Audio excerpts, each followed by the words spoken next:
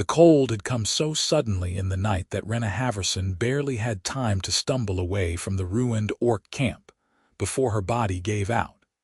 And now, she lay curled against a snow-covered boulder with frost crystals forming in the long black hair that had once been her clan's pride. She could not feel her fingers anymore, could not feel much of anything except the dull ache of betrayal that hurt worse than any winter wind. Her clan had cast her out 3 days ago for the crime of defending a human child from their raiding party. And in those 3 days, she had walked until her legs could carry her no further, eaten nothing but frozen berries, and slept in caves that offered little protection from the elements. Now death seemed close, a gray comfort that whispered she could simply close her eyes and let the snow cover her completely. She thought she heard footsteps crunching through the snow, but her mind had been playing tricks on her for hours, conjuring voices and warm fires that vanished when she reached for them. The footsteps grew louder, more insistent, and then there were hands on her shoulders, rough but gentle, turning her over. She tried to open her eyes, but her lashes were frozen together. A voice spoke, deep and concerned, the words unclear through the fog in her mind. Then she felt herself being lifted, carried, and the movement brought a spike of pain that dragged her back toward consciousness. The warmth came gradually, starting as a distant glow and building until it felt like fire against her frozen skin. Renna gasped and tried to pull away, but something held her steady, and a voice murmured reassurances she could not quite understand. Her eyes finally opened, the frozen lashes breaking apart, and she found herself lying on a bed of furs near a stone hearth where flames crackled and danced. Her armor had been removed, replaced with thick wool blankets, and her hair was spread out around her like a dark fan against the pale furs. A man sat beside her, his face weathered and kind, with brown hair touched with gray at the temples and eyes the color of storm clouds. He held a wooden bowl in his hands, steam rising from whatever was inside, and when he saw her looking at him, he offered a small smile. "You are awake," he said quietly.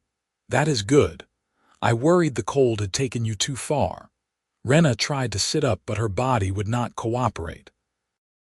Every muscle felt like it had been beaten with clubs, and her head spun from the sudden warmth after so much cold. "Where am I?" she managed to rasp, her voice rough and broken. "My cabin," the man said. "About 2 miles from where I found you. My name is Preston Sawyer. I am a trapper mostly, though I do a bit of everything out here on the frontier." He held out the bowl. "This is broth. You need to drink it slowly. Your body needs warmth from the inside." She stared at him, confusion and suspicion warring in her chest. Humans did not help orcs. Humans killed orcs, drove them away, treated them like beasts. Yet this man had carried her to his home, removed her frozen armor, given her his furs and his fire. "Why?" she whispered. Preston seemed to understand what she was asking. He set the bowl down on a small table beside the bed and leaned back in his chair, his expression thoughtful. "Because you were dying," he said simply. "And I am not the kind of man who can walk past someone dying, no matter what they are." The words should have been insulting, that casual acknowledgement that she was different, but Renna heard no malice in his voice, only honesty. She closed her eyes for a moment, gathering her strength, then opened them again. "I am an orc," she said, testing him. "I noticed," Preston replied with the faintest hint of amusement. The green skin and tusks were fairly obvious, even covered in frost as you were. He picked up the bowl again and held it toward her. "Now drink this before it gets cold. We can discuss everything else after you have some warmth in you." Renna took the bowl with trembling hands, her fingers so numb she nearly dropped it. Preston reached out and steadied it, guiding it to her lips. The broth was rich and savory, filled with herbs and what tasted like venison, and it burned going down her throat in the most wonderful way. She drank slowly, following his instructions, letting the warmth spread through her chest and belly. When the bowl was empty, she handed it back to him and found she could sit up a bit more without the world spinning quite so badly. "Your hair is still frozen in places," Preston said, studying her with those storm-gray eyes. "The ends especially. If we do not work it loose carefully, it might break off. May I?" He gestured to her hair, his question genuine, waiting for permission. Renna did not know what to say. In her clan, hair was sacred, touched only by family or a chosen mate. But her clan had cast her out, had turned their backs on her when she chose mercy over cruelty. What did their traditions matter now? And the man had saved her life, had brought her into his home when he could have left her to freeze. She nodded slowly, uncertain but willing. Preston rose and moved to a shelf near the hearth, selecting a comb made of polished wood. He returned to the bed and settled himself on the edge, careful not to crowd her. "This might hurt a bit," he warned gently. "The ice has to melt before I can work the tangles out." He started at the ends of her hair, his touch surprisingly gentle for such large hands. Renna watched him work, fascinated despite herself. He moved with patience, warming each section of frozen hair between his palms before carefully combing through it, working out the ice crystals and the tangles that came with them. When he encountered a particularly stubborn knot, he did not yank or pull but instead worked it loose strand by strand, his fingers nimble and sure. "You have beautiful hair," he said after a while, his voice conversational. "It must take considerable effort to maintain." Renna felt heat rise in her cheeks that had nothing to do with the fire. "It did," she admitted. "My mother used to help me with it. She would make oils from herbs and animal fat, things to keep it strong and shining." The memory hurt, sharp and fresh. Her mother had been among those who turned her away. Preston must have heard something in her voice because his hands paused for a moment. "You are far from your clan," he observed carefully, not quite a question. "I have no clan," Renna said, the words bitter on her tongue. "They cast me out. I defended a human child during a raid, stopped one of our warriors from killing him. They said I was a traitor to my people, that I had gone soft and weak. So they took my weapons, my honor, and sent me into the wilderness to die." The cabin was quiet for a long moment, filled only with the crackle of the fire and the soft sound of the comb working through her hair. Preston continued his task, moving higher up the strands, his touch steady and unhurried. "That must have taken great courage," he said finally. "To stand against your own clan for what you believed was right." "It was foolish," Renna replied, her voice rough. "I lost everything. My family, my home, my future. And for what? That child will grow up to hate orcs just like all the others. He will never know that one of us tried to save him." "Perhaps," Preston agreed. "Or perhaps he will remember and it will change how he sees the world. We cannot always know what ripples our actions will create." He worked through another section of her hair, the ice melting under his careful attention. "And I would not call it foolish. Difficult, yes. Painful, certainly. But not foolish. The world needs people willing to show mercy, even when it costs them."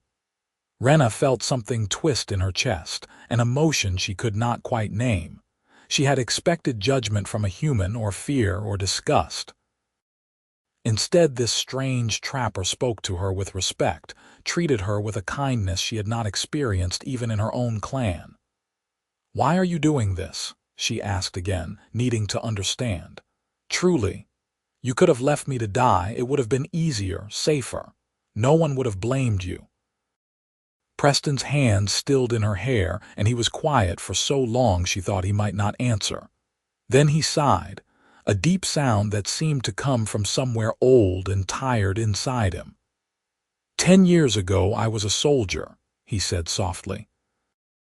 I fought in the border wars between human settlements and orc clans.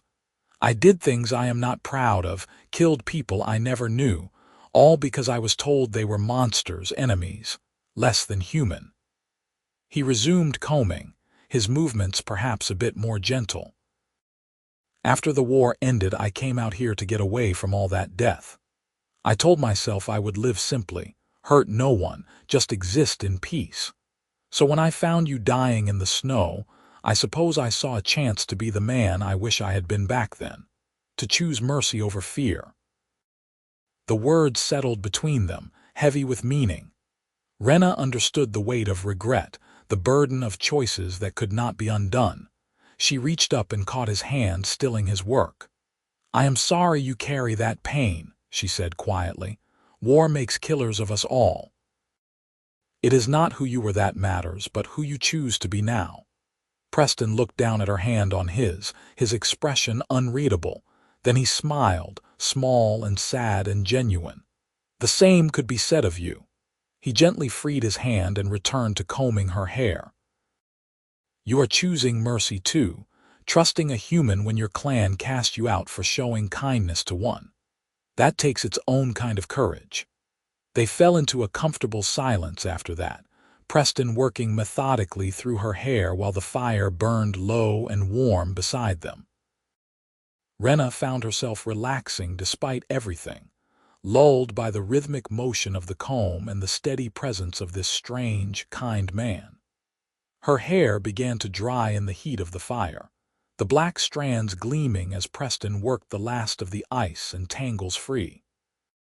He was thorough and patient, taking his time with each section, and Renna could not remember the last time someone had cared for her with such simple, uncomplicated gentleness. When he finally finished, Preston set the comb aside and carefully gathered her hair, draping it over her shoulder so it would not tangle again. "There," he said with satisfaction. "All loose and free. How do you feel?" Renna took stock of herself. Her body still ached and her fingers tingled as feeling returned to them, but the deadly cold had retreated. She felt warm and clean and strangely safe in this small cabin with this unexpected man. "Better," she admitted. "Much better, thank you." "You should rest," Preston said, rising from the bed. "Your body has been through a great ordeal. Sleep will help you heal." He moved to the other side of the cabin where another smaller bed was tucked against the wall. "I will be here if you need anything." Renna watched him settle onto his own bed, saw how he positioned himself between her and the door as if even in sleep he meant to protect her. The gesture touched something deep inside her, a place that had been frozen long before the winter cold found her. She pulled the furs up to her chin and closed her eyes, and for the first time in days she felt safe enough to truly sleep. She woke several times during the night, disoriented and aching, and each time she found Preston there, adding wood to the fire or bringing her water to drink. He never seemed impatient or annoyed, just calmly tending to her needs before returning to his own rest. By the time morning light began to filter through the cabin's small windows, Renna felt almost like herself again, weak but alive and recovering. Preston made breakfast while she watched from the bed, too tired still to do much more than sit, propped against the wall. He cooked with the same patient efficiency he brought to everything else, preparing a simple meal of porridge and dried fruit. He brought her a bowl and sat beside her while they ate, the silence between them easy and comfortable. "How long have you lived out here alone?" Renna asked between bites, curious about this man who seemed so at ease with solitude. 5 years, Preston replied. "I built this cabin myself, stone by stone and log by log. It is not much, but it keeps the weather out and the warmth in, which is all a man really needs." He smiled slightly. "Well, that and a steady supply of firewood." "It is a good cabin," Renna said, looking around at the sturdy walls and well-chinked logs. "You built it well. It feels solid, permanent." "That was the idea," Preston agreed. I wanted something that would last, something that would still be standing long after I am gone. A mark on the world that is not destruction for once. He finished his porridge and set the bowl aside. What about you? What will you do now that you have recovered? The question hung in the air between them, heavy with implications. Renna had been trying not to think about it, trying not to face the reality of her situation. She had no clan, no home, no weapons or supplies.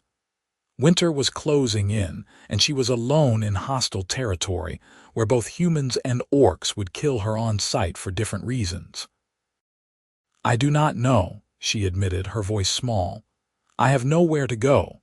Preston was quiet for a moment, his expression thoughtful. Then he said carefully, you could stay here, for the winter at least. It would be too dangerous to travel in the deep snows anyway, and this cabin has room enough for two. I could use help with the trap lines and the daily work, and you could have time to recover your strength and decide what comes next. Renna stared at him, certain she had misheard. You would let me stay? An orc in your home, eating your food, sharing your fire? I would, Preston said simply. If you want to. I will not force you, but the offer stands. Consider it repayment for saving that human child. One act of kindness deserves another.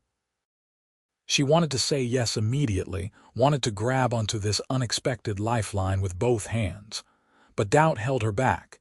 Years of being told that humans could not be trusted, that they were cruel and deceitful. Why? She asked again, that endless question.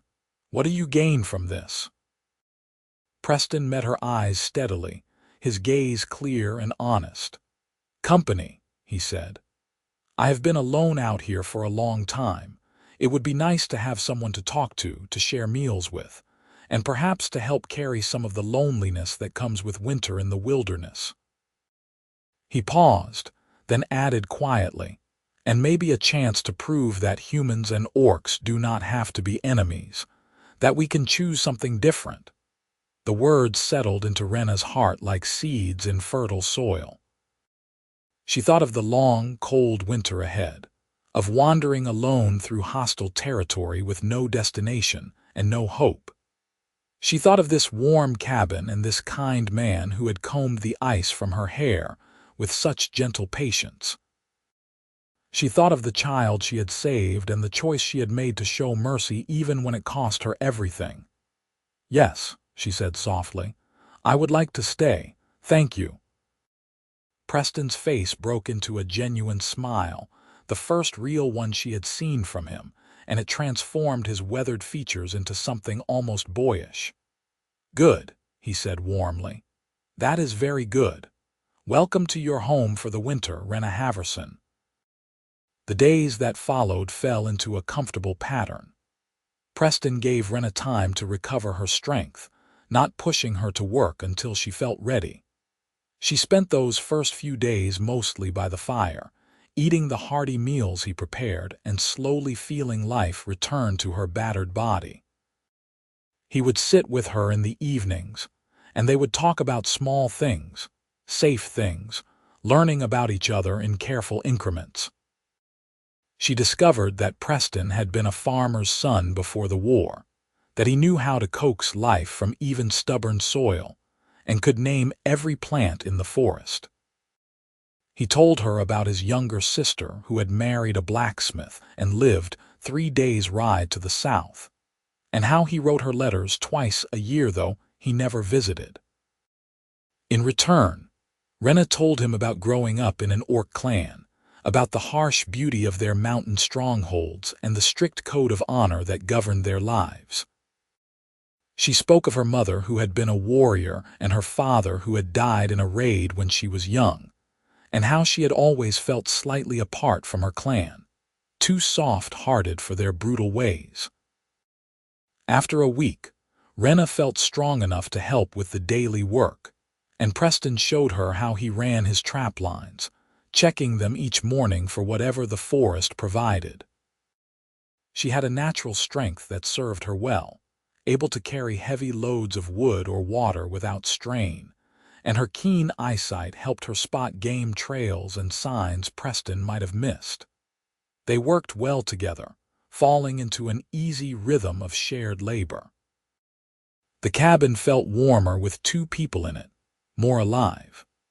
Preston taught her how to prepare the furs and pelts he trapped, showing her the careful process of scraping and stretching and curing that turned raw hides into valuable goods. In return, Renna taught him some of the orc techniques she knew, ways of preserving meat and rendering fat that made their supplies stretch further. They cooked together in the evenings, combining human and orc recipes into new creations that sometimes worked and sometimes did not, laughing over the failures and celebrating the successes.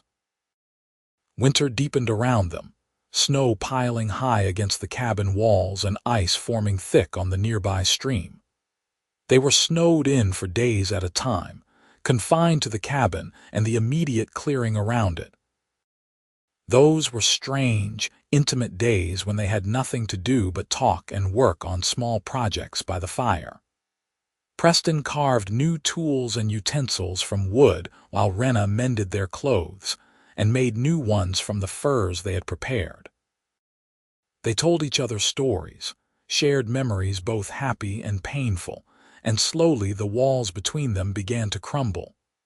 One evening, about a month after Renna had arrived, they sat by the fire after dinner and Preston pulled out a worn wooden flute.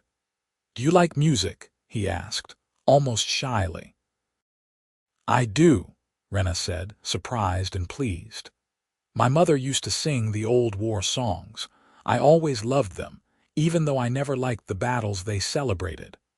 Preston brought the flute to his lips and began to play, a simple melody that sounded like wind through trees and water over stones. The notes filled the cabin, sweet and pure, and Renna closed her eyes to listen. When the song ended, she opened her eyes to find Preston watching her with an expression she could not quite read. "That was beautiful," she said softly. "Where did you learn to play?" "My mother taught me," Preston replied, lowering the flute. "She said that any man who could make music was a man who remembered how to be gentle. After the war, I almost threw this away, thought I did not deserve to make beautiful things anymore. But I kept it, and sometimes in the long winter nights I would play just to remind myself that there was still beauty in the world." Renna felt her heart clench at the quiet pain in his words. She reached out without thinking and took his hand, squeezing gently. "You are a good man, Preston Sawyer," she said firmly. "Whatever you did in the war, whoever you were, that is not who you are now. You saved my life. You gave me a home when I had none. You have shown me more kindness than my own clan ever did. That is what matters." Preston turned his hand in hers, his fingers curling around her palm. His skin was rough from work but warm, and Renna felt a flutter in her chest that had nothing to do with the fire. They sat like that for a long moment, hands joined, something unspoken passing between them. Then Preston cleared his throat and gently released her hand, though she saw color rise in his cheeks. "We should rest," he said, his voice slightly rough. "Morning comes early and the trap lines will need checking." Renna nodded, suddenly shy herself, and they prepared for bed in companionable silence. But as she lay in her furs that night, she found herself thinking about the warmth of Preston's hand in hers, the gentle way he had combed her hair that first night, the kindness in his storm-gray eyes. She was beginning to feel things she had never expected to feel for anyone, let alone a human. It frightened her and thrilled her in equal measure. The next few weeks brought changes both subtle and profound. Renna found herself watching Preston more, noticing the way he moved with quiet confidence, the way his face softened when he smiled, the strength in his hands as he worked. She caught him watching her too sometimes, his gaze lingering on her face or following her movements as she worked. Neither of them spoke of it, but the air between them grew charged with possibility. They began to touch more casually, hands brushing as they passed things between them, shoulders bumping as they worked side by side. Preston still helped her with her hair sometimes, combing it out after she washed it in the melted snow water, and those sessions grew longer and more lingering. Renna would sit before the fire while Preston's hands moved through her hair, and they would talk quietly about everything and nothing, the intimacy of the moment wrapping around them like a blanket. One night, a fierce storm rolled in, wind howling around the cabin and snow falling so thick they could not see past the windows. The temperature inside dropped despite the roaring fire, and frost began to form on the walls. Preston piled more furs on Renna's bed and added all the wood he dared to the fire, but still the cold crept in. Around midnight, Renna woke shivering, her breath misting in the air. She pulled the furs tighter around herself but could not get warm. Across the cabin she heard Preston stirring, clearly suffering from the cold as well. "Renna," he called softly. "Are you all right?" "Just cold," she replied, her teeth chattering. "This storm is fierce." Preston was quiet for a moment, then she heard him moving. He appeared beside her bed, wrapped in his own furs, his face serious in the firelight. "We will freeze if we stay separate," he said bluntly. "Body heat is the best way to stay warm in cold like this. We should share the furs." Renna knew he was right, knew that survival sometimes required setting aside comfort and propriety. But the thought of lying that close to Preston, of feeling his warmth all along her body, made her heart race for reasons that had nothing to do with the cold. Still, she nodded and shifted over, making room for him in the larger bed. Preston climbed in carefully, keeping a respectful distance between them at first. They lay facing each other, their combined furs piled over them both. The warmth was immediate and welcome, but Renna could still feel shivers running through her body. Without thinking, she moved closer, seeking more heat, and Preston opened his arms to let her settle against his chest. It was the most intimate she had been with anyone in her life. She could feel his heartbeat under her ear, steady and strong. His arms came around her, holding her close but not constraining, and his warmth soaked into her cold skin like sunlight.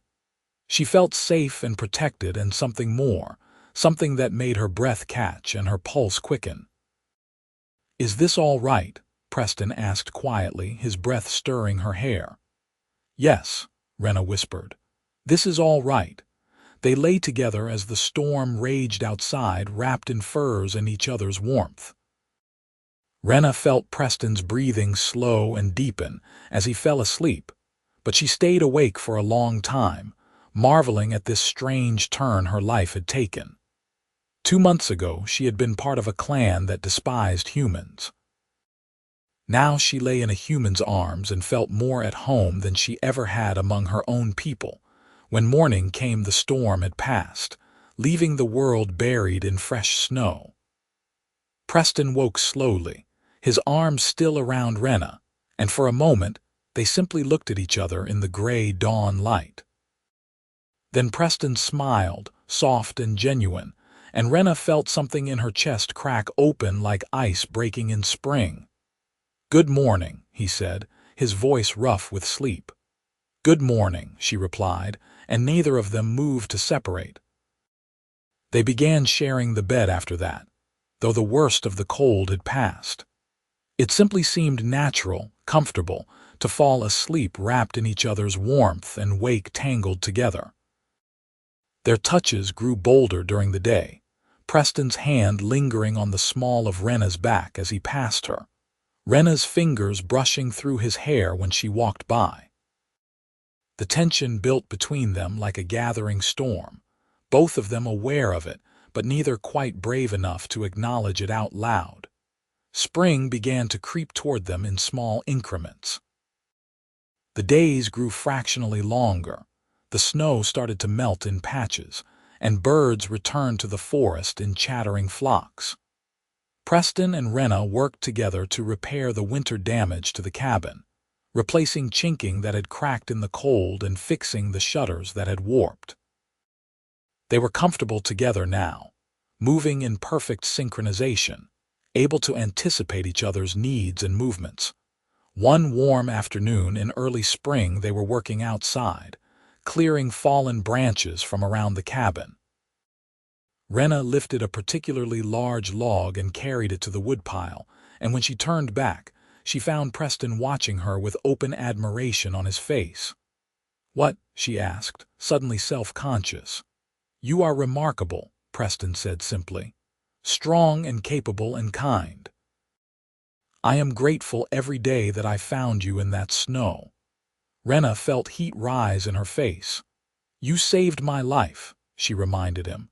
"And you have made it worth living again," Preston replied, taking a step toward her. "This winter, having you here, it has been the happiest I have been since before the war. You make me laugh, make me think, make me want to be better. You are not just a guest in my home anymore, Renna. You are part of it, part of me." The words hung in the air between them, heavy with meaning. Renna's heart pounded so hard she thought it might burst from her chest. "Preston," she started, but did not know how to finish. He took another step closer, reaching out to cup her face with one calloused hand.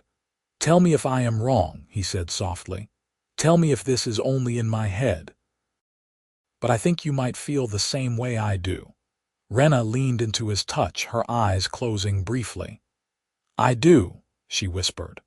"I feel things for you I did not think I was capable of feeling. You are good and kind and patient, and you see me as a person, not just an orc.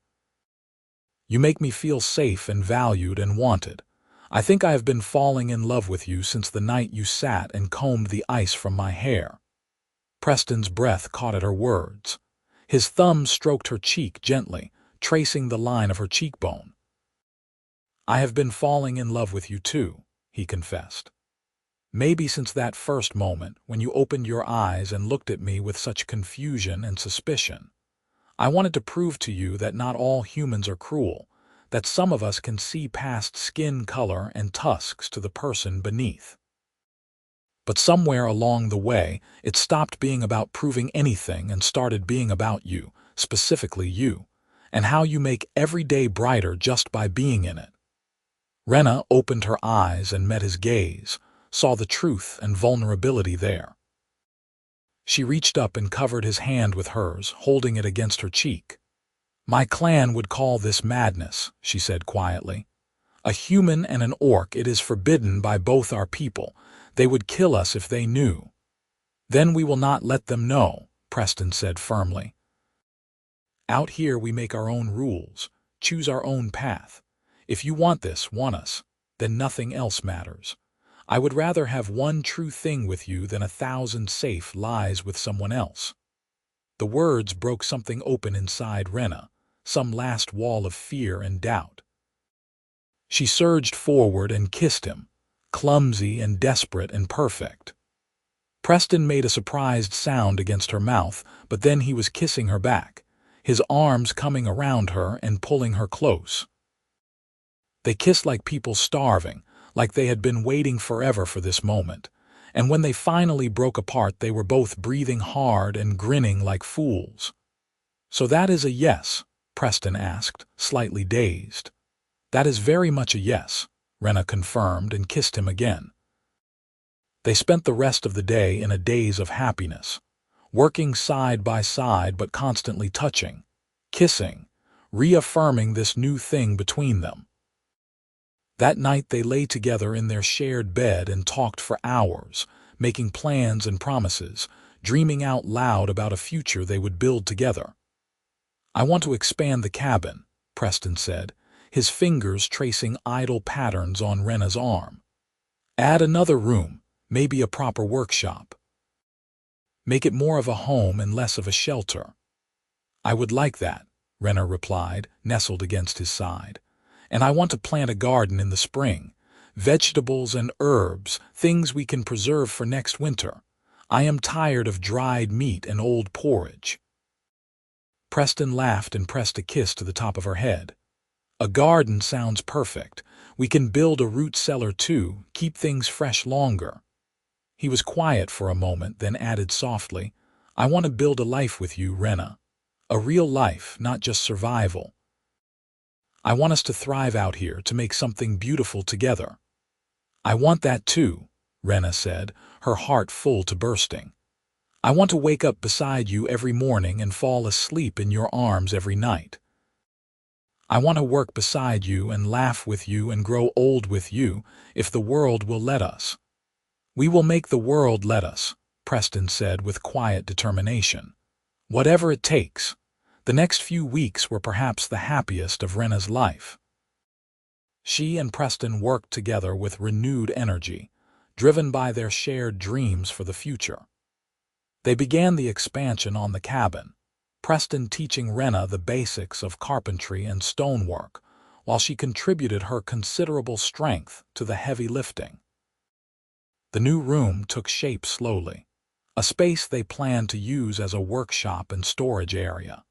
They planted the garden together, turning over the soil that had been frozen all winter and carefully setting seeds Preston had saved from the previous year. Renna had never gardened before, and she approached it with the same fierce dedication she brought to everything, determined to make things grow through sheer force of will. Preston found her intensity both amusing and endearing, gently redirecting her when she got too aggressive with the delicate seedlings. Their relationship deepened with each passing day, moving from the first flush of new love into something more solid and enduring. They learned each other's rhythms and moods, discovered how to comfort and challenge each other, built a foundation of trust and respect that went beyond mere attraction. They argued occasionally, about small things like how to organize the storage or whether to check the trap lines in bad weather, but they always talked through their disagreements and found compromises. One evening in late spring, as they sat outside watching the sunset paint the sky in shades of orange and purple, Renna said quietly, I never thought I could be this happy. After my clan cast me out, I thought my life was over, that I would die alone and forgotten. But instead I found this, and it is more than I ever dreamed of having. Preston took her hand and laced their fingers together. I know what you mean, he said. I came out here to hide from the world, to punish myself for the things I had done. But you reminded me that life is not about penance. It is about growing and changing and choosing to be better.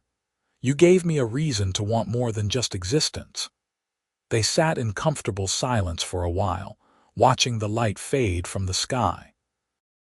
Then Preston shifted, turning to face Renna more fully. His expression was serious, almost nervous, and Renna felt her heart start to race.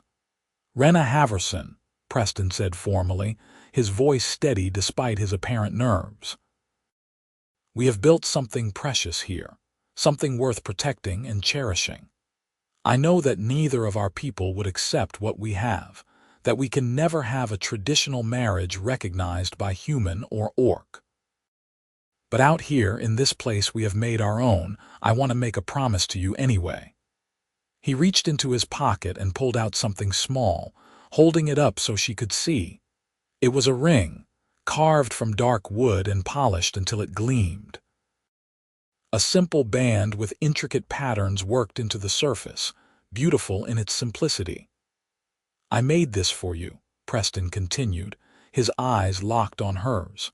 And I want to ask if you will agree to be my partner, my companion, my family for whatever time we have in this world. I want to build our life together officially, not just as convenience or necessity, but as a choice we both make. Will you have me, Renna? Will you let me be yours and be mine in return? Tears spilled down Renna's cheeks before she even realized she was crying. She looked at the ring, at Preston's earnest face, at the cabin they had built together and the garden they had planted and the life they were creating from nothing. Yes, she said, her voice breaking on the word. Yes, 1,000 times yes. I will be yours and you will be mine, for as long as we both live. Preston's face broke into a brilliant smile and he slipped the ring onto her finger. It fit perfectly, snug but comfortable, the wood warm against her skin. Then he pulled her into his arms and kissed her deeply. And Renna kissed him back with all the love and joy and hope she felt swelling in her chest. They married themselves that night by the light of the fire, speaking vows of their own creation to the empty cabin and the watching forest.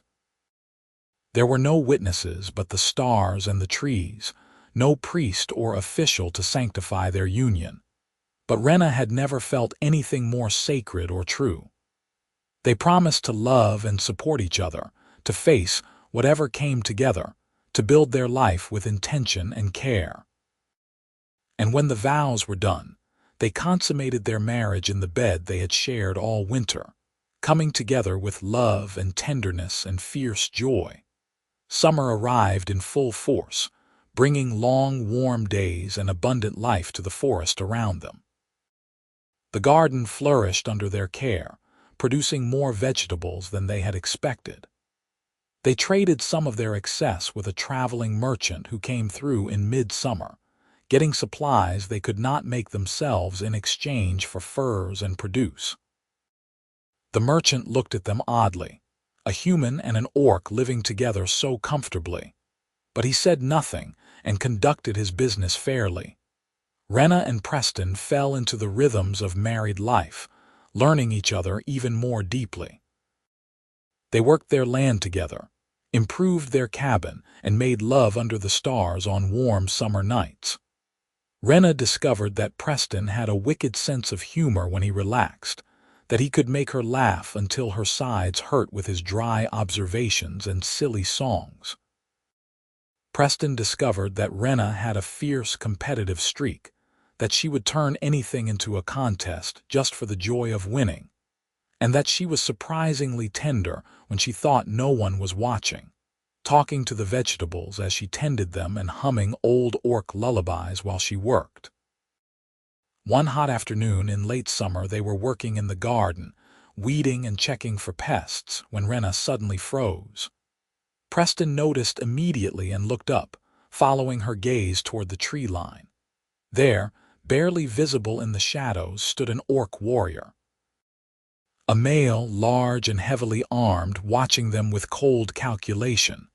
"Stay calm," Preston said quietly, his hand moving slowly toward the knife at his belt. "Do not make any sudden moves." But Renna recognized that warrior, and her blood ran cold. "That is Thorn," she whispered. "He was my clan brother, one of the ones who cast me out. If he is here, others might be too." The warrior stepped out of the shadows, his expression hard and unforgiving. "Renna Halverson," he called out in the harsh orc tongue, "you were cast out to die. Yet here you stand, alive and well, living with a human like some kind of pet. You shame yourself and our people." Renna straightened, meeting his gaze without flinching. She responded in the same language, her voice steady. "I have no people, Thorn. You made that clear when you left me to freeze. What I do now and who I live with is no concern of yours." "It is every concern of mine," Thorn snarled, moving closer. His hand went to the weapon at his side, a cruel-looking blade that Renna remembered all too well. "You are an abomination, a traitor who lies with the enemy. The clan wants you dead, and this time we will make sure of it." Preston stepped forward, positioning himself slightly in front of Renna. He did not draw his knife, but his posture was ready, balanced. "You will have to go through me first," he said calmly, though he clearly did not speak the orc language. "And I promise you that will not be as easy as you think." Thorn laughed, a harsh sound without humor. "A human defending an orc defending a human. The world has gone mad." He called out something in orc, and two more warriors emerged from the trees, flanking them on either side. Renna's mind raced, calculating odds and options. 3 experienced warriors against 1 human and an exiled orc with no weapons. The outcome seemed inevitable, but she would not go down without a fight. More importantly, she would not let them hurt Preston. She shifted her weight, preparing to spring at Thorn the moment he moved, hoping to buy Preston time to run. But before anyone could attack, a new voice rang out from the forest. "Hold!" Everyone froze, turning to look as another figure emerged from the trees. This one was an orc woman, older and heavily scarred, wearing the marks of a clan leader. Renna felt her heart stop as she recognized her mother, Renna Halverson, head of their clan's warrior caste. Renna walked forward with measured steps, her gaze sweeping over the scene. She looked at Renna for a long moment, her expression unreadable, then turned to Thorn. "Stand down," she ordered in the orc tongue. "I will handle this." Thorn looked like he wanted to argue, but one did not disobey a clan leader. He and the other warriors stepped back, though their hands remained on their weapons. Renna approached until she stood just a few feet away, studying Renna and Preston with those sharp, calculating eyes. "So it is true," she said slowly, still speaking orc. "My daughter lives with a human now, shares his home, his bed." Her gaze moved to the wooden ring on Renna's finger, and something flickered in her expression. Married to him even, by the look of it. Renna lifted her chin defiantly. "Yes," she said simply. "This is Preston Sawyer, my husband. We have built a life together here, a good life. He is kind and honorable, more so than any warrior I ever knew in the clan." "You speak of honor," Renna said, her voice hard. "You who were cast out for betraying your people." "I saved a child's life," Renna shot back, anger flaring hot in her chest. "That is not betrayal, that is decency." Something the clan seems to have forgotten. Renna was silent for a long moment, her face like stone. Then she sighed, a sound that seemed to carry the weight of years. "I did not come here to kill you, daughter," she said quietly, "though that is what Thorn and others wanted. I came to see for myself what had become of you, and whether the rumors were true." Renna blinked, confused. "What rumors?" "That you had not simply survived but thrived," Renna replied. "That you had found a human who treated you with respect and built something worth building with him. That perhaps you had been right all along about mercy and kindness mattering more than strength and cruelty." She turned to Preston, switching to rough but understandable human common. "You are the one who saved her, who gave her shelter." Preston nodded, his expression wary but respectful. "I am. She was dying in the snow. I could not leave her there. And you married her, knowing what she is, knowing how both your people would see it." "I married her because I love her," Preston said simply. "Because she is brave and kind and strong, and because she makes every day better just by being in it. I do not care what others think of it." Renna studied him for a long moment, then made a sound that might have been approval or amusement. "You are either very brave or very foolish, human." "Possibly both." She looked back at Renna, and now there was something softer in her eyes, something that might have been regret or even pride. "I cast you out because the clan demanded it, because I thought it was necessary to maintain our laws and traditions. But I have thought about it every day since, wondered if I made the right choice." "Mother," Renna whispered, the word catching in her throat. "You were always different," Renna continued. "Too soft-hearted, too willing to question. I thought the world would crush that softness out of you, or that you would die because of it. But instead you found a way to thrive, to build something good from terrible circumstances. That takes its own kind of strength, daughter, a kind I am only now beginning to understand." She reached into the pouch at her belt and pulled out something wrapped in cloth. She unwrapped it carefully, revealing a short sword in a simple leather sheath. Renna recognized it immediately, her father's blade, the one she had carried before her exile. "I brought this for you," Renna said, holding it out. "Your father would have wanted you to have it, I think. He always said you had a warrior's heart, even if you did not have a warrior's cruelty." She paused, then added quietly, I cannot give you back your place in the clan, Renna. The others would not accept it, and truthfully I think you would not want it anyway. But I can give you this, and my acknowledgement that you are still my daughter, still worthy of honor in your own way. Renna took the sword with shaking hands, tears streaming down her face. She had not realized how much she still yearned for her mother's approval, how deeply the exile had wounded her. "Thank you," she managed to say, her voice breaking. "This means more than you know." Rothra reached out and cupped Renna's face with one scarred hand, a gesture of affection she had not shown in years. "Live well, daughter," she said softly. "Live happily.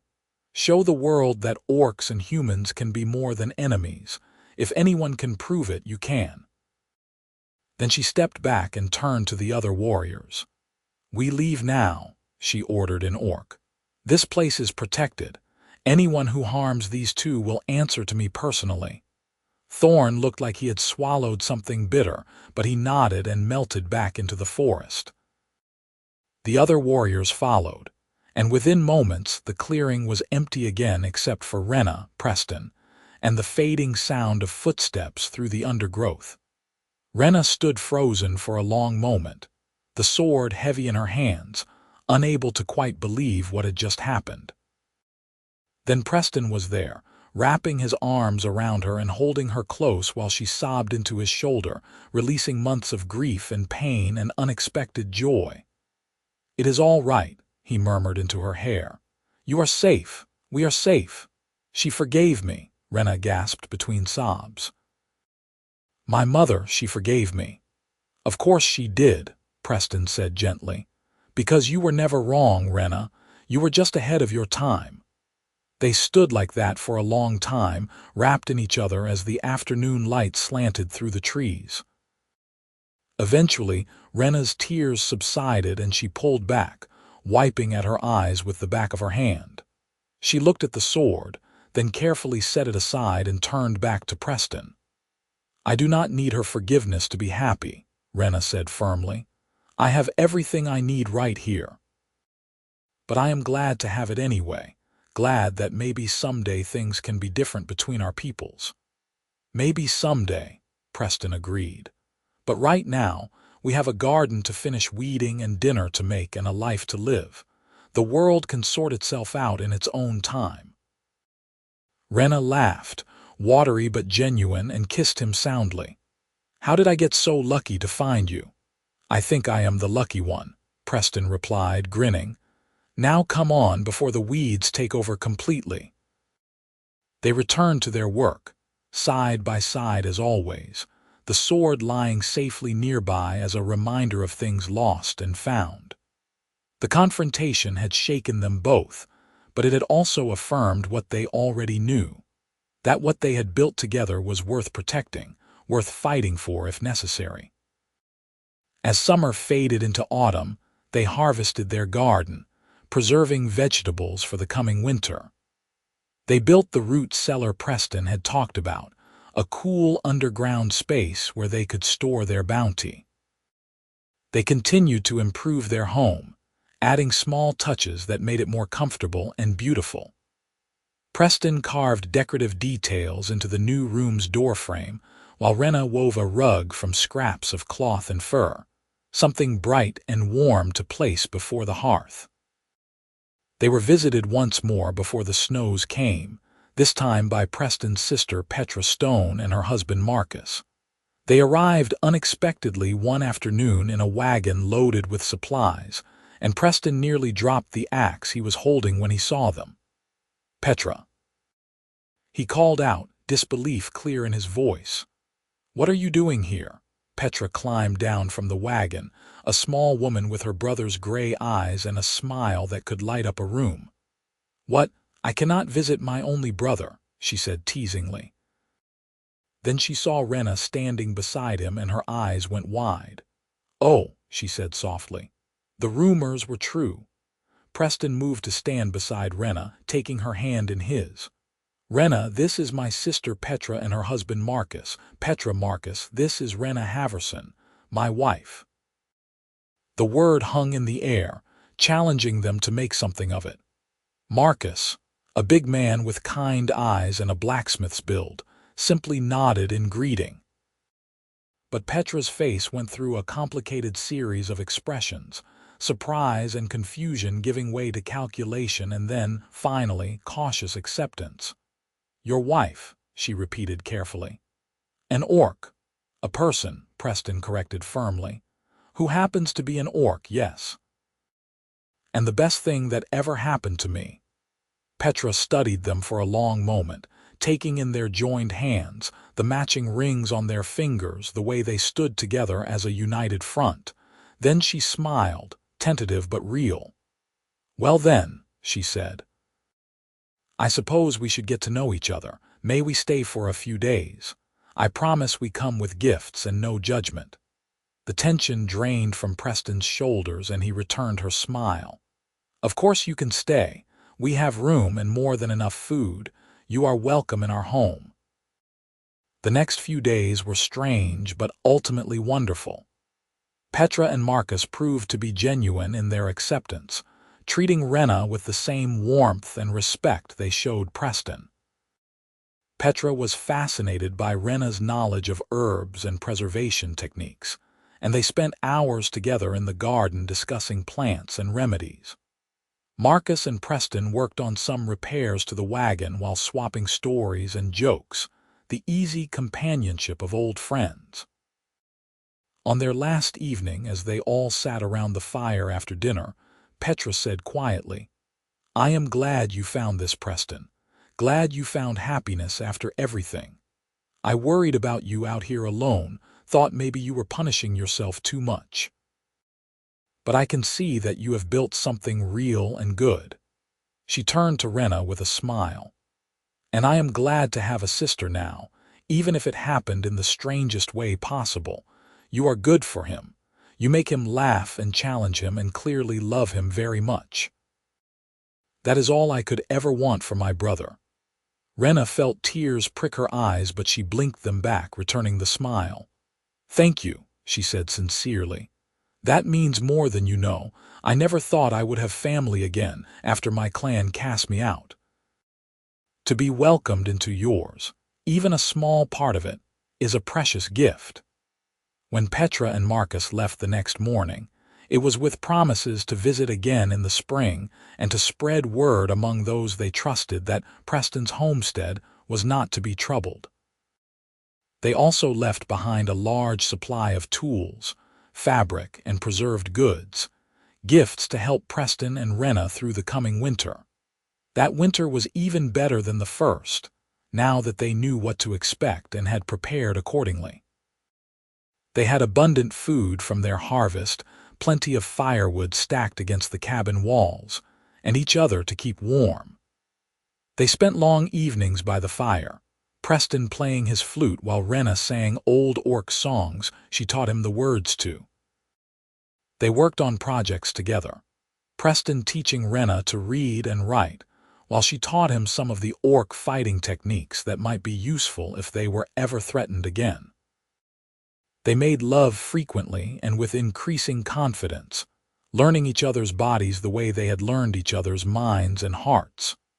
Renna discovered she loved the way Preston touched her, reverent and passionate at once, like she was something precious and powerful.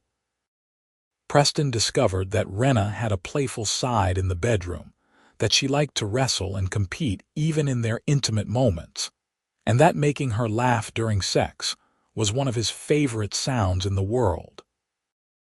In the deep winter, when the snow was highest and the nights longest, they would lie tangled together in their bed and talk about the future. They discussed expanding their homestead, maybe building a barn for animals or a smokehouse for preserving meat. They talked about what it would be like if more people like them existed, humans and orcs who chose love over hate, and whether they might someday be part of a larger community of such people. "You think we will have children?" Renna asked one night, her head pillowed on Preston's chest. Preston was quiet for a moment, his hand stroking through her hair. "I do not know if it is even possible," he admitted. Humans and orcs, we are different species, but if it is possible, if we are blessed with children someday, I think they would be magnificent. Strong and smart and beautiful like their mother. Renna smiled and pressed a kiss to his skin. And kind and gentle and brave like their father. She paused, then added more seriously, I think I would like to try, when the time is right, to build a family as well as a home. To raise children who know that love matters more than species, that kindness is not weakness. Then we will try, Preston said simply. And whatever comes, we will face it together. Spring arrived again, the second spring of their life together. The snow melted to reveal a world bursting with new life, and their garden seemed to almost explode with growth. Renna discovered she was pregnant in early summer, the signs unmistakable to someone raised in an orc clan where such knowledge was passed down carefully. She told Preston one evening as they watched the sunset, placing his hand on her still flat belly. There is a child growing here, she said quietly, watching his face. Our child. Preston's expression cycled through shock, wonder, and finally pure joy. Truly. He whispered, his hand spreading protectively over her stomach. We are going to have a baby. We are, Renna confirmed, tears of happiness rolling down her cheeks.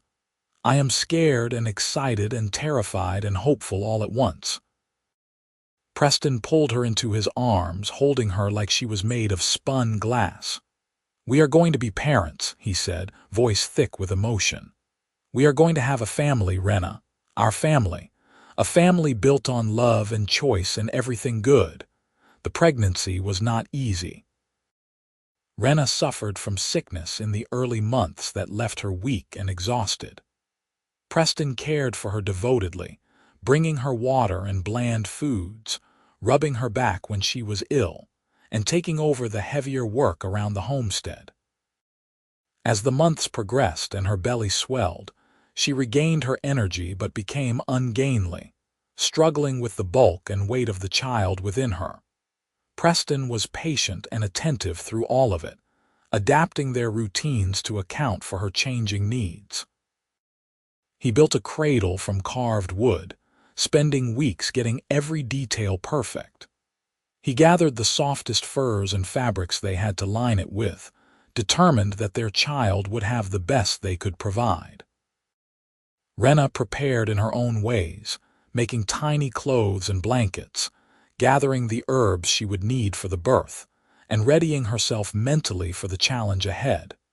When winter came again, Renna was huge with child, moving slowly and carefully around the cabin. They had worried the baby might come during the worst of the winter storms, but the child seemed content to wait. Finally, on a cold but clear day in late winter, Renna's labor began. Preston had helped with births before, back in his farming days when animals needed assistance, but this was different. This was his wife, his child, and the fear that something might go wrong was nearly overwhelming. But he pushed it down and focused on what needed to be done, following Renna's instructions and supporting her through each contraction. The labor was long and difficult, lasting well into the night. Renna bore it with the stoic strength of an orc warrior, refusing to cry out even when Preston could see the pain was nearly unbearable. He stayed by her side the whole time, holding her hand, wiping her brow, murmuring encouragement and love.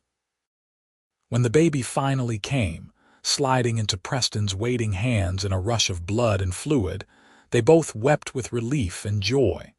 The baby was perfect. A girl, small but healthy, with her mother's green skin and her father's gray eyes. She had tiny tusks just beginning to show, pointed ears, and a lusty cry that filled the cabin with sound. Preston cleaned her carefully and placed her in Renna's arms, and they both stared down at their daughter in wonder. She is beautiful, Renna whispered, touching the baby's tiny fingers. She is perfect. She is ours, Preston said, his voice breaking. Our daughter. What should we name her? They had discussed names throughout the pregnancy but never settled on one. Now, looking at their daughter's face in the firelight, Renna said softly, "Rose. I want to call her Rose Harmony Sawyer.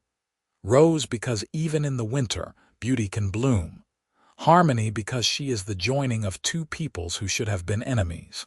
Sawyer because she is yours, and I want the world to know it." Preston bent and kissed both of them, his wife and his daughter, his entire world held in that small space. "Rose Harmony Sawyer," he repeated. "It is perfect. She is perfect. You are perfect." The first months with Rose were exhausting and exhilarating in equal measure. She was a good baby, healthy and growing quickly, but she demanded constant attention and care. Preston and Renna took turns through the night, walking with her when she fussed, feeding her when she was hungry, changing her countless times. They were often tired to the point of delirium, but neither of them would have traded it for anything. As spring arrived again and Rose grew stronger, they began to find their rhythm as a family. Renna would carry Rose in a sling while she worked in the garden, singing to her in the old Orc tongue. Preston would carve small toys for her to play with, delighting in every smile and coo. They watched in fascination as she changed day by day, growing from a helpless infant into a curious baby who wanted to touch and taste everything. One warm afternoon when Rose was about 6 months old, they sat outside together watching her play on a blanket in the grass. She had discovered her feet and was trying desperately to get them into her mouth, making little grunting sounds of effort that made both her parents laugh. "Do you remember," Preston said quietly, "when I found you frozen in the snow, how you looked at me with such suspicion like I might be some kind of trick?" Renna smiled at the memory. "I thought I was dreaming," she admitted. "A human being kind to an orc, it seemed impossible. But you were patient with me, gentle, even when I had no reason to trust you." "And now look at us," Preston said, gesturing to encompass their home, their land, their daughter. "We have built something impossible, you and I, a life that should not exist according to either of our peoples. But here it is, real and solid and good. The best thing I ever did was defend that human child," Renna said thoughtfully. "Even though it cost me my clan, my old life, it led me here. To you, to Rose, to this home we have made, I would make the same choice 1,000 times over. And the best thing I ever did was refuse to walk past you," Preston replied. "I could have left you to die, told myself it was not my problem, but something in me knew that if I did, I would regret it for the rest of my life. And I was right. Saving you saved me too, in ways I did not even know I needed." Rose made a particularly loud squeal, having finally succeeded in getting her foot to her mouth, and they both laughed. Renna reached over and took Preston's hand, lacing their fingers together the way she had that first time by the fire. "Whatever comes," she said seriously, "we face it together, as partners, as husband and wife, as parents. The world may not accept us, may try to tear us apart, but we will not let it. We are stronger together than we ever were alone." "Together," Preston agreed, squeezing her hand. "Always."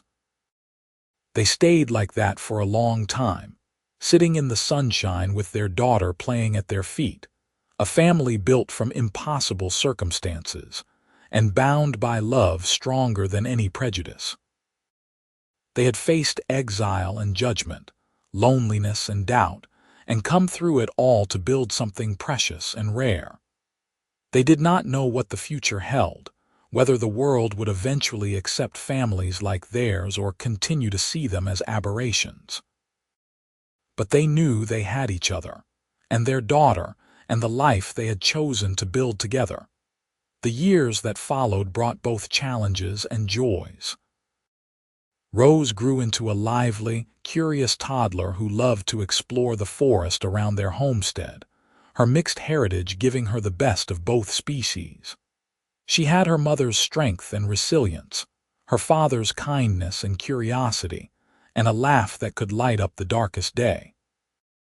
They raised her with stories from both human and orc traditions, teaching her to be proud of both halves of her heritage. More children followed. A son they named Paul Redemption Sawyer when Rose was 3, and then twin daughters named Rosalie Hope and Rebecca Joy when Paul was 2. Each birth was a celebration, each child a miracle. Their family grew and their home expanded to accommodate them, rooms being added as needed, the cabin transformed into a true homestead. Word of their unusual family spread slowly through the frontier, and reactions were mixed. Some condemned them, called them abominations or worse. But others, tired of endless conflict between humans and orcs, saw them as hope, a possibility of something different, something better. Slowly, cautiously, a few others began to reach out. A human man who had fallen in love with an orc woman and did not know what to do. An orc family cast out for showing mercy to humans. People caught between worlds, looking for a place to belong. Preston and Renna welcomed them all, offered advice and support, and slowly a small community began to form. Other families built homes near theirs, not too close but close enough for mutual aid and protection. They traded goods and skills, helped each other with harvests and construction, celebrated births and mourned deaths together. It was not easy, this building of something new, and there were setbacks and conflicts. But they persisted, driven by the belief that a better world was possible if they were brave enough to build it. On the 5th anniversary of the day Preston found Renna in the snow, they stood together at the edge of their land and looked out over all they had built. Their home, their family, their community. Rose was chasing her younger siblings through the garden while other children from nearby families played alongside them, a mix of human, orc, and mixed heritage. Smoke rose from chimneys scattered across the small valley, each one representing a family that had chosen love over hate, courage over fear. "You remember that first night?" Renna asked softly, leaning against Preston's side. "When you sat and combed the frost from my hair, so patient and gentle. I think that was when I started to fall in love with you, even though I did not know it yet." Preston wrapped his arm around her shoulders, holding her close. "I remember thinking how beautiful you were," he admitted. "Even frozen and near death, there was something magnificent about you. And I wanted to know who you were, what your story was, why you had been left to die alone." "You saved me in every way a person can be saved," Renna said, her voice thick with emotion. "You gave me warmth and shelter and safety, yes, but you also gave me hope and purpose and love. You showed me that the world could be better than I thought it was, that not all humans were cruel and not all orcs were without mercy." "You saved me too," Preston reminded her. "I was half dead myself when I found you, just in a different way. Dead inside, numb to everything but guilt and loneliness. You woke me up, made me feel again, gave me a reason to want more from life than just survival." They stood in silence for a moment, watching their children play. Then Preston said quietly, "Thank you, Renna Sawyer. Thank you for trusting me when you had no reason to. Thank you for staying when you could have left. Thank you for building this life with me, for giving me these children, for being my partner and my friend and the love of my life." Renna turned in his arms and kissed him deeply, pouring all her love and gratitude and joy into that kiss. When they finally broke apart, she smiled, that fierce, beautiful smile he loved so much. "Thank you, Preston Sawyer," she said, "for seeing me when others only saw a monster. For loving me when it was forbidden. For being brave enough to choose me every single day. You are the best thing that ever happened to me, and I will spend the rest of my life being grateful that you walked past that boulder and found me in the snow."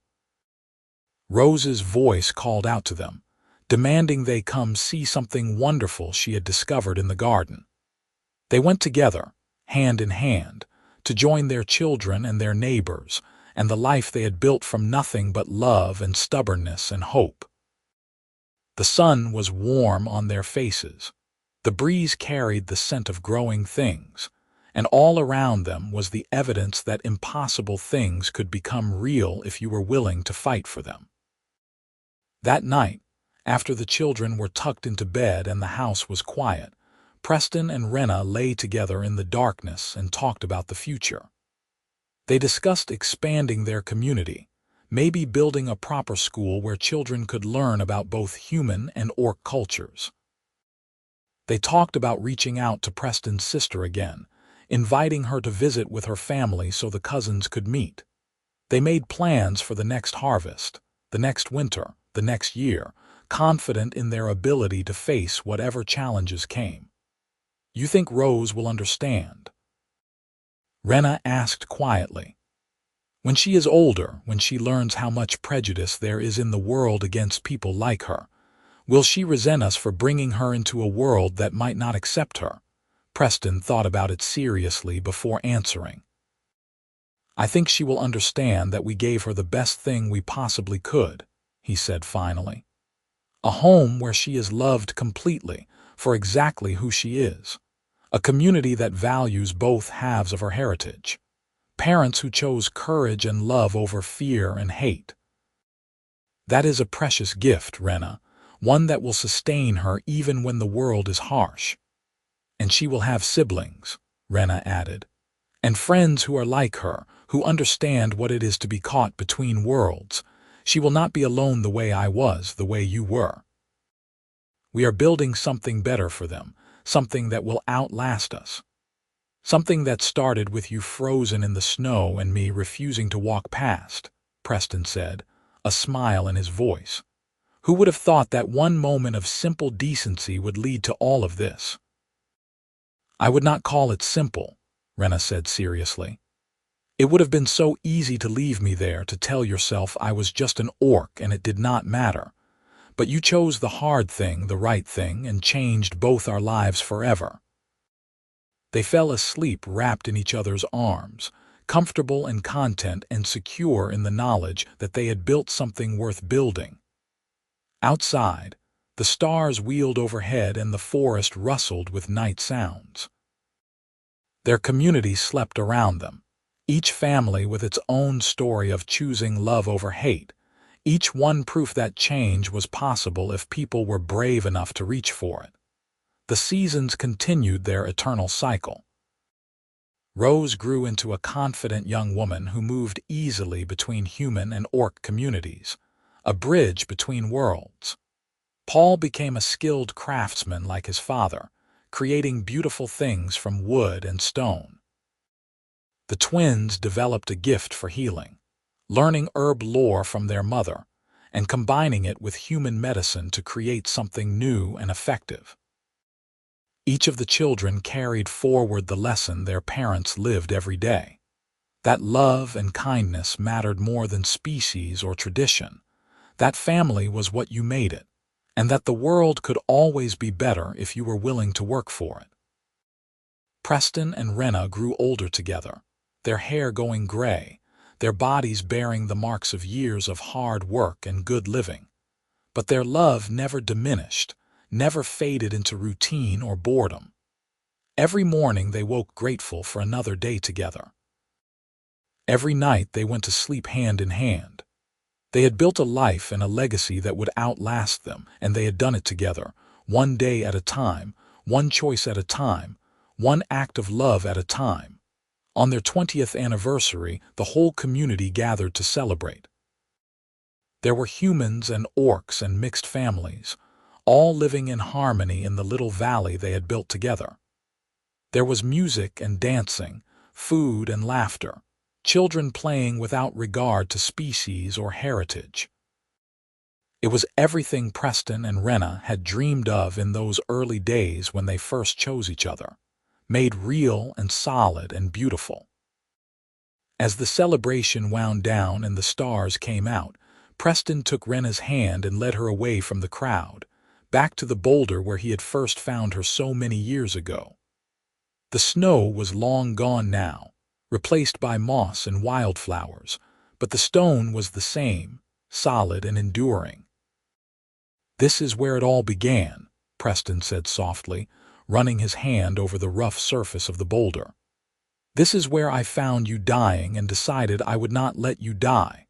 The single best decision I ever made in my life." Renna leaned against him, her head on his shoulder.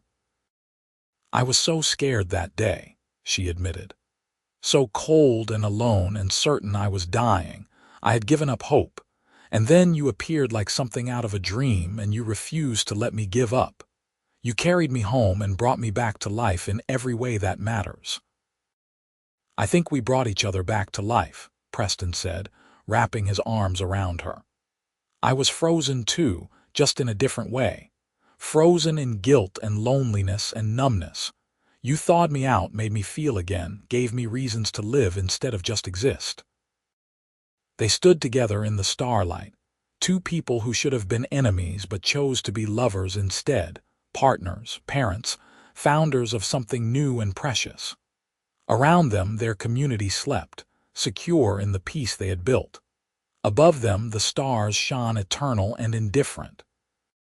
And between them flowed a love that had survived exile and prejudice, winter and war, doubt and fear, growing stronger with each passing year. "I love you, Preston Sawyer," Renna said, the words as true and powerful as they had been the first time she spoke them. "I love you, Renna Sawyer," Preston replied, his voice steady and sure. "Today, tomorrow, and every day after that. You are my heart, my home, my everything." They kissed there in the starlight, beside the boulder where their story began, and it was perfect and right and true. They had built a life from impossible circumstances, created a family from forbidden love, and proved that the world could change if people were brave enough to change it. They had faced down exile and judgment and hate with nothing but love and stubbornness and hope, and they had won. As they walked back to their home hand in hand, they could hear the sounds of their children and grandchildren settling in for the night, the community they had built thriving around them. The cabin that had once housed just Preston now held 3 generations of family, each one proof that love mattered more than species, that kindness was not weakness, that choosing mercy over cruelty could change everything. The fire burned low in the hearth as they prepared for bed, moving through the familiar routines with the ease of decades of practice. Preston banked the coals while Renna checked on the children one last time, making sure blankets were tucked and small bodies comfortable. Then they climbed into their bed, the same bed where they had first shared warmth on that frozen winter night so long ago, and wrapped around each other the way they always did. "Tell me again," Renna whispered in the darkness. "Tell me about the day you found me." Preston smiled and stroked her hair, now shot through with silver but still beautiful to him. "I was checking my trap lines," he began, his voice soft and familiar. "And I saw what I thought was a dark stone in the snow, but something made me look closer, some instinct or fate or simple luck. And I realized it was not a stone but a person, an orc woman with long black hair frozen in the cold. She looked like she was already gone, frost covering her skin and ice in her hair. But I could not walk away, could not leave her there to die. So you carried me home," Renna continued, knowing the story by heart but never tiring of hearing him tell it. "And you sat beside me and warmed each frozen strand of my hair, so patient and gentle, until the ice melted away and I could wake. The moment you opened your eyes," Preston said, "I think I knew my life was about to change forever. You looked at me with such suspicion and confusion but also with such strength. Even dying, even at your weakest, you were magnificent. And I wanted nothing more than to prove to you that not all humans were cruel, that some of us could be kind. You proved that and so much more," Renna murmured, her eyes growing heavy. You proved that love is stronger than hate, that family is what you make it, that the world can be better than it is. You proved everything I needed to believe in order to survive.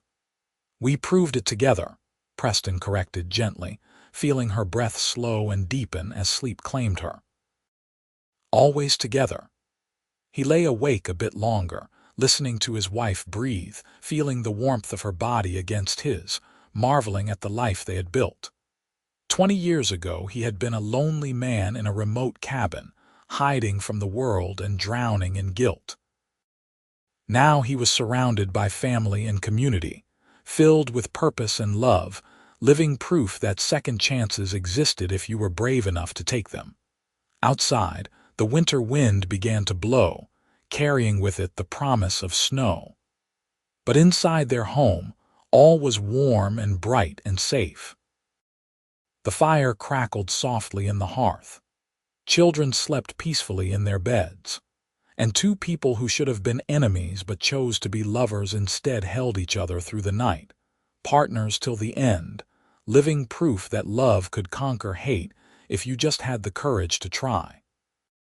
Preston finally let sleep take him, secure in the knowledge that when he woke, Renna would still be there beside him. She would always be there, for all their remaining days, the black-haired orc woman he had found frozen in the snow and brought back to life. The woman who had saved him in return, thawed his frozen heart and given him more happiness than he had ever thought possible. His wife, his partner, his home, his everything now and forever. And if frost ever threatened to freeze her hair again, he would be there to sit beside her and comb each strand loose, to warm her with his love and his patience and his steadfast presence, just as he had that very first night. Because that was what love meant, what marriage meant, what family meant. Being there for each other again and again through ice and snow and whatever storms the world might bring. Together, always together until the very end.